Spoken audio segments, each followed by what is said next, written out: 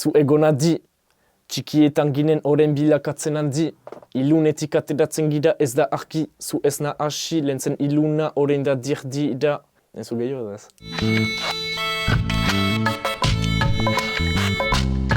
Ni oian deitzen naiz, OPH japero izena. 19 urte ditut eta bokaletik heldu naiz. EGTZ kolektiboko kide naiz, 4 japero gira. TLM, Petri, Frelaziat eta ni OPH badugu DJ bat, DJ Wall eta gero badugu Max, Soinuan, Glu argietan eta komunikazioan gorkat. Egunon bada, ni OPH naiz eta Studio Perceptionen gira EGTZ kolektiboekin errepikaiteko. Egunon bada!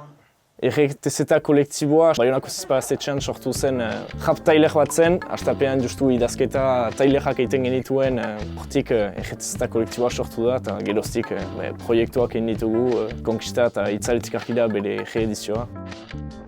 Gure kantuetan denetarik kondatzen dugu, poliziaren kontrako bortizkeria aipatzen dugu, euskararen egoera hizkuntza kantuarekin, basten kantuarekin berdin Palestina eta Kanakiei buruzko egoera salatzen edo dugu. Japa dola aspaldi sortua izan zen, getoetan eta zuten egoera deskribatzeko.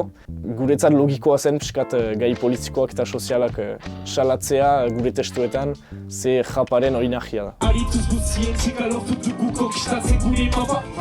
Momentuz ajera aski ona dugu, jendeak maite du. Nik nuen helburua, japean hasi nintzenean, jendeak nire jatea. Ez dut japa maite, baina zuena bai, eta jendeak hori jaten dugu, beraz ni pozik. Japaren munduan sartu naiz askibi txiki. Nire lehen rap kantua edo freestylea egin nuen klase batean liseoan. Eta geroztik, aski ongi senitu nintzen, ez erratzik ez rap tailera saiatu.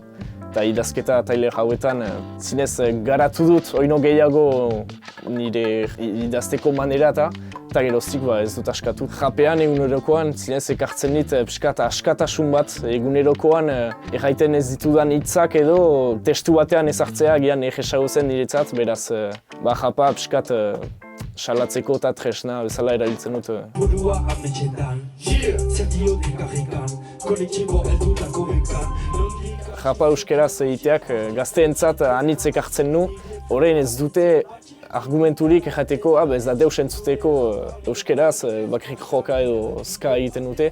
Orain bada japa eta nahiko ginuke gazteek pixkat euskeraren garrantzia konduan hartzea japaren bidez. Ere permititzen du pixkat euskara mantentzea gazteen artean. Bai, kontzertuen aldetik badugu bisintxoetan, DZ gaztetxearekin. Otsailaren batean kalostrapen ari gira, Baionan, eta otsailaren 14an bukatzen dugu Atabalen Caballero eta Jean-Jassen lehen partearekin. Bukaera arte honak izan behar gira, beraz hor gira hori errepikatzeko.